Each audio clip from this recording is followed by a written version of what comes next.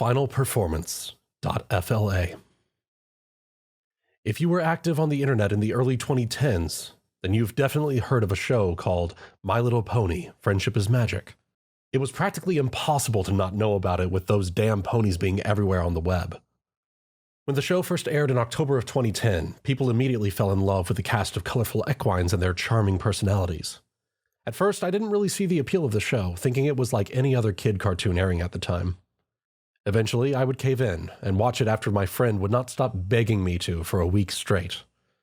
I was pleasantly surprised to find myself actually enjoying it, and quickly became a part of the rapidly growing online community surrounding it. The countless fan works I've seen would inspire me to make my own.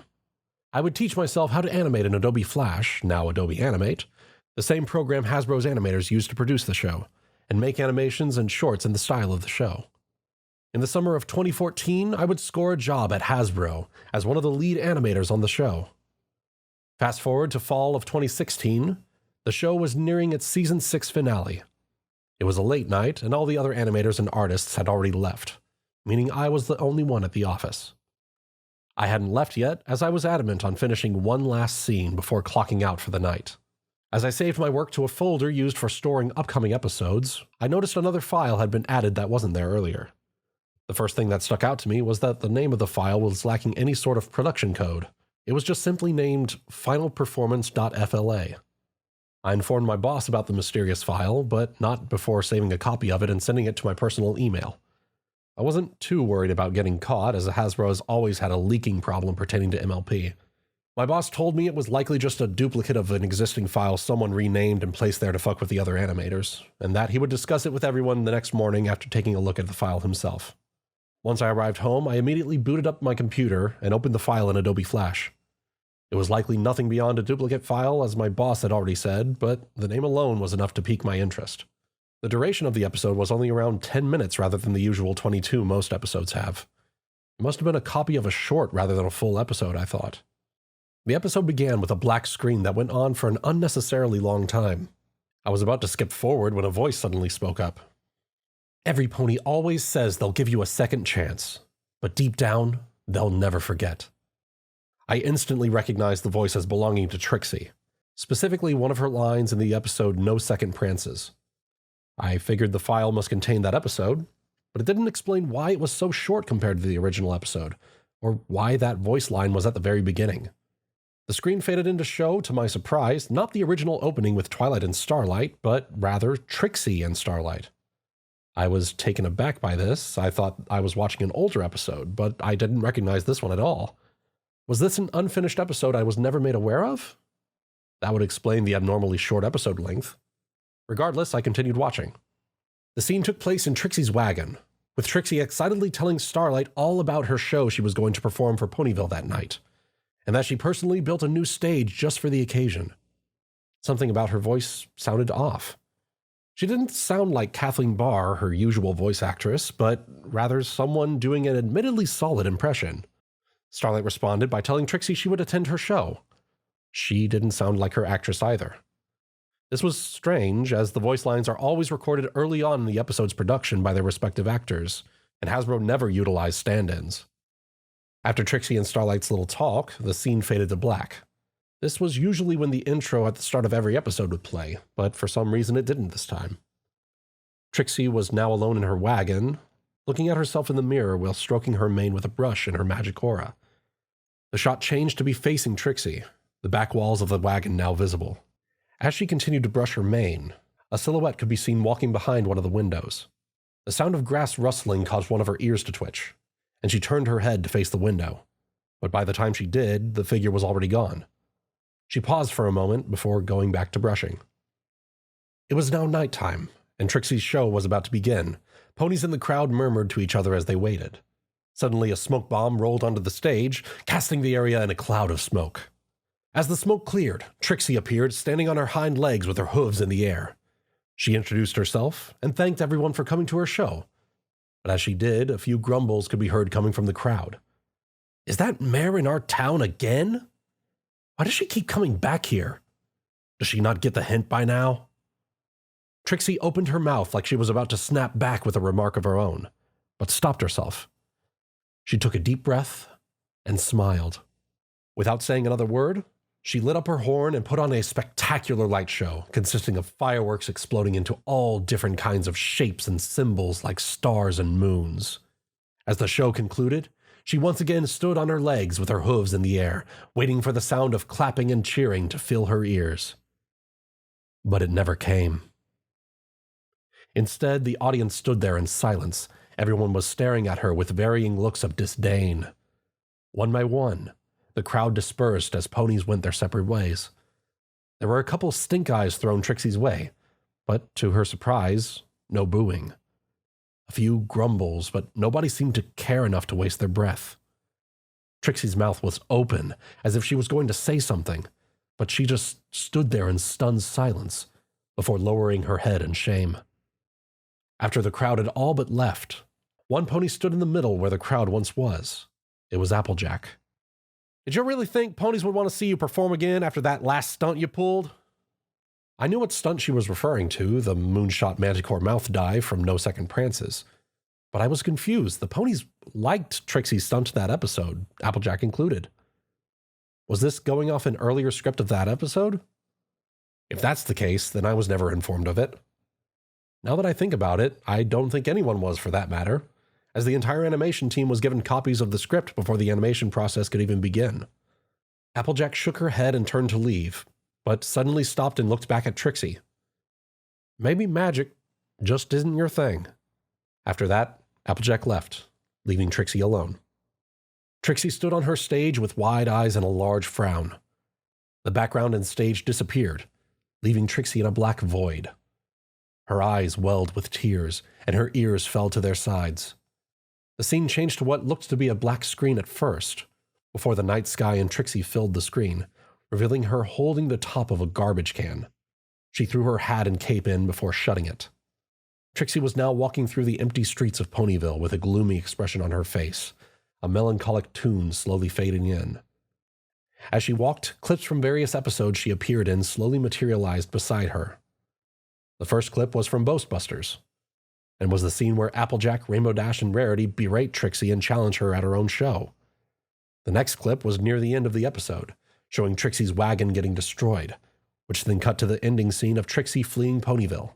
Trixie's expression darkened, her frown widened, and her head lowered towards the ground. After that was Magic Duel, showing Trixie's return to Ponyville with the Alicorn amulet. The next clip was Trixie's retelling of her life after Ghostbusters, with her being ostracized and her wagon getting vandalized.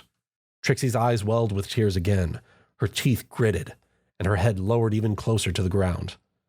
The last episode to be shown was No Second Prances, showing the scene of Starlight yelling at Trixie before running off crying. The last clip was of Trixie launching herself out of the cannon. Trixie was now openly crying, no longer trying to stifle her tears. Once Trixie reached her wagon, the music faded out, and she reached for the doorknob. "Trixie?" Trixie turned to see Starlight approaching her with a worried expression. "I saw what happened at your show. I'm sorry I didn't say anything then. I figured you needed some time alone." "It's all right. It's nothing I can't handle. You know me, Starlight," Trixie said with a small smile. Her eyes were no longer watering, but they were bloodshot from her crying. If Starlight noticed, then she didn't mention it. "I heard what Applejack and those ponies said. Don't let them get under your skin, all right? I'll also talk to Applejack about it. You know how she can be. Both she and Rainbow Dash are really stubborn at times." Starlight gave a sheepish smile, which faded as she finally noticed the absence of Trixie's attire. "Hey, where's your hat and cape? I saw you wearing it at the show." Trixie began to sweat and choked on her words for a moment before coming up with an excuse. They're just at the cleaners." "At midnight?" "Well, of course. The Great and Powerful Trixie needs to look her absolute best for her next show." Starlight stared at her for a moment, before she smiled and let out a chuckle. "All right, well, I'll leave you to it then. Just remember what I said. Don't let what happened tonight get under your skin. If you ever want to talk to me about it, I'm always open." Starlight turned to leave and gave Trixie a friendly wave as she walked. "Good night. See you tomorrow, Trixie." "See you tomorrow." As Starlight finally left, Trixie's smile did too. "I guess Trixie once again reached for the doorknob and stepped inside. Trixie was now sitting on her bed with a miserable expression on her face, letting her legs dangle over the edge. She stared at the ground for a few seconds before her horn lit up, levitating something off of her nightstand towards her. It was a photo of her and Starlight. She looked at it for a moment before she levitated the photo away, revealing another photo underneath it. What, or rather who, was in it shocked me. On the photo was a filly Trixie, no older than 5 years old. That's not what surprised me, though. Standing next to her was a tall orange mare with a curly mane just like Trixie. I recognized this character immediately. It was Trixie's mother. She looked exactly as she did in that one and only comic she ever appeared in. No father was present in the photo, though Trixie's father hadn't appeared in the show yet, so at the time I didn't think much of it. The scene faded to white, revealing the exterior of a wooden house. An upbeat piano tune accompanied the scene. On the interior, the same filly Trixie from the photo was running around the house without any awareness of her surroundings. She slammed face first into a table leg with a vase on it. The vase wobbled and began to fall, but was suddenly caught in a magical aura belonging to Trixie's mother. She gave Trixie a disapproving look, while Trixie returned a sheepish smile. Suddenly, both of their eyes shrunk to pinpricks as a loud ringing sound abruptly replaced the music.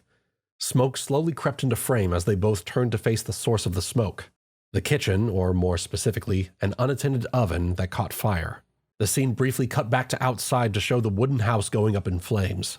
On the inside, Trixie and her mother were running to the front door in an attempt to escape, only for a large piece of the roof to collapse and block their path. Trixie's mother desperately looked around for any means of escape. Unfortunately, all of the windows had already been blocked by fallen debris. With no more options left, she did the only thing she could do. She readied her magic and teleported her daughter out of the carnage. The teleportation spell seemed to exhaust her completely, as she panted profusely before falling to the floor of the burning house shortly after. Outside the now completely torched house stood a helpless Trixie staring at the wreck before her. There was nothing she could do to help her mother. All she could do was cry. I felt sick. Sure, there wasn't any blood or gore, but no scene in the show had ever gotten this dark or emotional. Back in the present, Trixie had the most miserable expression I had ever seen on any character's face in the show. She was staring at her hooves, tears streamed down her face, eyes bloodshot, and her teeth grit against each other so hard it looked like they'd break. Growing up with My Little Pony, Trixie was always my favorite character, so this hurt a bit to watch, so much so that I almost didn't notice what was behind her. It was Twilight, or rather, her head. The head resembled Twilight's appearance in Lesson 0, only without the messy mane. It floated behind Trixie, towering over her while shrouded in darkness. Its eyes and mouth were featureless, only black voids filled their place. Trixie continued to sob as the head floated in place, not moving an inch. After a few uncomfortable seconds of silence, save for Trixie's sobbing, 2 words slowly appeared in its eyes. Join her. I felt a chill run down my spine. I had only one clue as to what that could mean, and it made my heart sink. The scene cut to black, before returning a few seconds later to show Trixie no longer crying, but instead giggling to herself. The giggling soon turned to laughter, which grew more manic as she grabbed her head with her hooves. The laughter was now flat-out psychotic. Her tears returned as the laughs bounced off the walls. I was growing more and more uncomfortable, and was considering pausing the project and resuming it the next morning, before Trixie's horn suddenly lit up as if she was casting a spell. The scene cut to black once more, and when it returned, my mouth hung open. Trixie's wagon was now completely engulfed in flames. Trixie herself just stood there with a smile on her face, not even attempting to escape. And I knew exactly why. She cast a spell to set her wagon on fire, not just out of pure anger and would be something that she would regret later. No, she was right where she wanted to be. The sounds of the flames grew louder, and the screen darkened before turning black completely. All sounds ceased. The scene slowly faded to white. A peaceful melody played in the background. I was confused when Trixie faded in on the left side of the screen. I was expecting the white to fade away to the next scene. Then it hit me. The angelic-sounding music, The white void? Was this supposed to represent some sort of afterlife? My suspicions were confirmed when Trixie's mother had faded in on the right side. She was smiling at her daughter, but at the same time had a sad look on her face. Trixie looked at her mother in shock, clearly never expecting to see her departed mother ever again. She returned her mother's smile with one of her own, tears rolling down her face. The smile didn't last long, however, as her mother pointed at her own nose. Trixie shot her a confused look before her smile dropped. She brought a hoof up to her nose and brushed it across her snout. She stared at her now stained hoof, the camera focusing on it. Blood. Her nose was bleeding. When the camera cut back to Trixie, smoke was emitting off her body, and she began to cough and sputter. She looked back at her mother with a look of horror on her face. Her mother merely smiled with that same sad look and closed her eyes as she slowly faded away. Trixie lifted her hoof back up in an attempt to tell her mother to come back, but it was pointless. The music grew louder as Trixie's coughs turned into desperate gasps for air. The music and Trixie's gasps were abruptly cut off when the scene changed back to the wagon. The wagon was destroyed and charred beyond repair. Pieces of the roof were scattered on the floor as the night sky shined through. Then I noticed Trixie, or what was left of her. Her charred body lied in the middle of the floor, her mouth hung open in a permanent scream. She looked almost unrecognizable. It wasn't overly detailed, but it was bad enough for me to resist the urge to vomit. The screen faded to black, with the only sound being the wind. As the screen remained black, a panicked voice could be heard. "Trixie? Are you there?" It sounded like Starlight. She knocked on what I presumed to be a very charred door a few times while quietly pleading to herself. "Please don't be home, please don't be home." When there was no response, the twisting of a doorknob followed by a door creaking sounded. Starlight gasped, clearly not expecting the door to be unlocked. The sound of hooves pressed against a wooden floor, followed by the sound of her horn lighting up. There were a few seconds of uncomfortable silence before the sound of a blood-curdling scream echoed through my speakers. Starlight screamed Trixie's name with all the energy she could muster. I shuddered in my seat. I had never heard an acted scream that sounded so genuine. After a few seconds of silence, an image faded in that read, 2 weeks later, in the same fashion as the to-be-continued screen at the end of the 2-part episodes. Starlight was sitting on the edge of her bed looking out the window with an empty look on her face. The sound of knocking caused her to look in the direction it came from, followed by a voice I hadn't heard the entire episode. "Starlight? Can I come in?" Starlight paused for a moment before replying with a solemn, "Yes." The door slowly opened to reveal Twilight, with a similar dejected look on her face. She walked in and sat on the bed beside her. Neither of the two said anything for a few seconds. Starlight continued to stare out the window, and Twilight fidgeted in place while occasionally glancing at Starlight. After a few seconds that felt like hours, Twilight finally broke the silence. "I've been visiting Applejack lately, and she hasn't been working on the farm as often as she usually does. She told me that she still feels guilty about what she said that night. She should." It was very quiet, but I knew I heard Starlight say something like that. Twilight didn't seem to have heard it, however. "I know you miss her, Starlight. We all do. But you can't stay in this room forever. Isolating yourself away from ponies like this will only hurt you more." At first, Starlight didn't move an inch, before she slowly turned to face Twilight with the same blank expression. There were bags under her eyes, and her eyes were bloodshot, as if she'd been crying. Twilight's expression grew more uncomfortable, and she opened her mouth to say something before Starlight beat her to it. "When I found Trixie that night, she wasn't wearing her hat or cape. She told me after her show that she dropped them off at the cleaners. She didn't." Starlight paused, then looked to the side, before turning back to Twilight, the latter listening intently. "The next day, after her funeral, I was walking through Ponyville before I accidentally walked into a garbage can. You know what was in it?" Starlight got up from the bed, and crouched to reach under it. A second later, she arose holding a familiar hat and cape. I was expecting them to be dirty, but to my surprise, they were as clean as ever. These. Twilight gasped, finding it hard to believe that the arrogant pony she once knew would throw away her beloved accessories.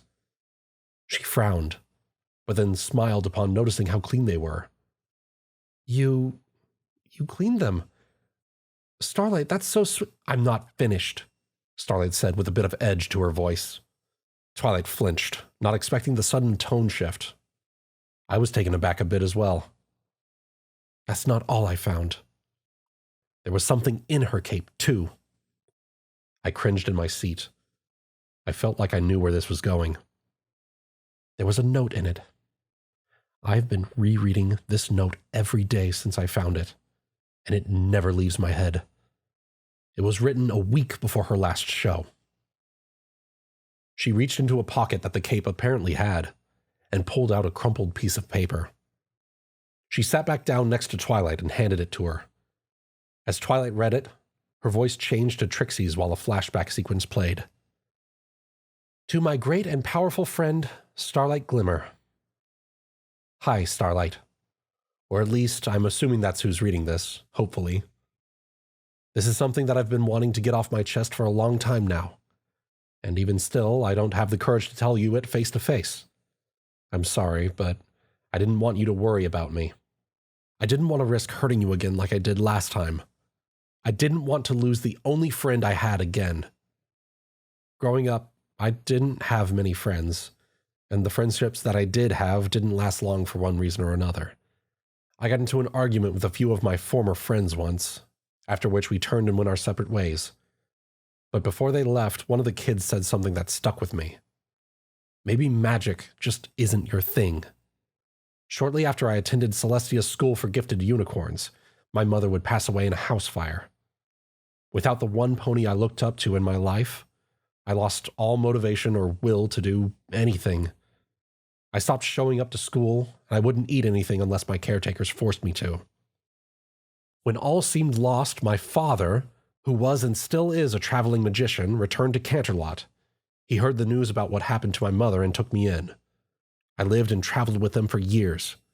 As I did, he taught me all of the magic tricks he knew. Eventually, I would grow into the mare that I am now, and I would leave home to fulfill my dream of becoming the world's greatest magician, just like him. That never happened, did it? As I performed more and more shows and more ponies came to watch, I earned enough money to get my own wagon. I felt unstoppable.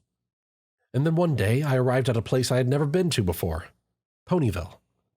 I thought this time would be just like any other, and at first it was. Ponies cheered and stomped their hooves in excitement as I did my thing. I did magic tricks, and I told them all about how I vanquished an Ursa Minor. Of course, I didn't actually do that last part. It was just a story. Then something interesting happened. 3 ponies in the audience challenged me, saying how they could do so much better than my magic. They all came onto my stage one by one. An orange earth pony farmer, a rainbow-maned Pegasus, and a white unicorn with a purple curly mane. I outdid all of them with relative ease, and hopefully taught them a lesson in the process. Then came nighttime. 2 colts from the show took my claim of vanquishing an Ursa Major to heart and brought an Ursa Minor to the village. The Ursa caused a bit of ruckus and destroyed my wagon in the process. I attempted to fight the Ursa, but then a purple unicorn in the audience from earlier showed up and easily put the Ursa to sleep. I was embarrassed, and I ran off into the night. Having no wagon, I was forced to live in the wilderness for almost an entire year. I tried to get into contact with my father, but I had no idea where he could possibly be. No pony would take me in, and I was ostracized from every town I visited. No one wanted to associate with the laughing stock that was beaten at her own game. I eventually got a new wagon, which was promptly graffitied while ponies laughed at me. I was at the lowest point I had been in my life since my mother died, and I was rapidly losing hope. That purple unicorn ruined me, I thought. Suddenly, I remembered where I'd seen that mare before. Her name was Twilight, She was the student at the school that I went to. We've never interacted with each other until the Ursa incident. That's when I decided my new goal would be to get back at this Twilight by besting her. But I couldn't just use the same tricks. I needed something more. That's when I discovered the Alicorn Amulet, an artifact that would make my magic stronger. It was perfect. I had no idea what I had gotten myself into. The amulet took control of me. I no longer had any say in my own actions. I could only do what it wanted. After being taken over by the amulet, I returned to Ponyville and challenged Twilight to a magic duel on the terms that if she lost, she would be banished from her village. Due to the amulet's strength, I won by a landslide. After her banishment, I forced the inhabitants of the village to do my cruel and childish requests. Later, Twilight managed to return to the village and tricked me into wearing a fake amulet, after which I was freed of the amulet's influence. I felt guilty for what I did while wearing the amulet, so I asked Twilight for her forgiveness, to which she accepted, much to my surprise and gratitude. Despite seemingly moving on from my grudge against Twilight, life didn't get much easier for me. I was still an outcast. It didn't help that the word of my latest mess-up spread really quick. After around a year of a stressful life, I came across you at the spa. I still remember our conversation clearly. You ever have one of those days? For me, they're all one of those days. I wasn't lying when I said that. You never judged me for my past. You always listened to everything I said with a smile on your face. You are the only one who didn't push me away. You were the only one who wanted to be my friend. Then you know what happened later that night. I'm still really sorry about that. But you deserve better than me. You really do. The Great and Powerful Trixie. Twilight was sobbing. Her hooves trembled as she could barely hold the note. She slowly looked over to Starlight, whose once blank expression was now replaced with a hate-filled glare. Starlight wordlessly walked around the bed and opened the door, not even giving Twilight as little as a passing glance. Starlight? Please don't go! Twilight choked back a sob. Starlight stopped for a brief moment, then exited the room, shutting the door behind her. The scene cut to black for a final time. There were no end credits, no music, nothing. I sat there in stunned silence for a good 5 minutes, unable to wrap my head around what I'd just watched. As I finally gained my bearings, I shut off my computer, and the monitor followed shortly after, covering the room in complete darkness. I didn't get much sleep that night. How could I? There were too many questions going through my mind. Who made it? Why did they make it? Did someone manage to break into our servers and add it to our files? Did one of the animators make it? I had none of the answers to any of these questions, and it was driving me crazy. When I arrived at work the next morning, my boss was already there waiting for everyone else to show up. Once they did, he led us all to a viewing room, which we typically used for screening episodes during their production. As we walked, I noticed a few nervous glances being passed around the animators. I don't think I was the only one who watched it. Once we were seated, he unsurprisingly played back the episode in its entirety. During the watch, there were varying reactions from the animators, most of shock, except for a select few who likely had already watched it. Once the episode ended, he looked to all of us with an unamused expression and demanded whoever created it to fess up. When nobody could give him a satisfactory answer, he sighed and told us all to just get to work. Nobody ever did figure out who was responsible for the episode's creation. Everything was relatively normal after that. Everyone seemed to have forgotten about the whole ordeal and moved on from it. I myself continued to animate on the show until its run ended in 2019. I really wish I got proper closure on this, but it's been over 6 years since then, so I doubt I ever will. I still think about the episode sometimes, and I wonder if it was maybe a passion project of some sort. The hard drive I had the episode on has long since died, so there's no hope in me ever getting my hands on a copy of it again. The only proof I have of its existence is the screenshot I provided. I just Hope it resurfaces one day. I'll be sure to keep you guys updated if anything ever comes up. The end.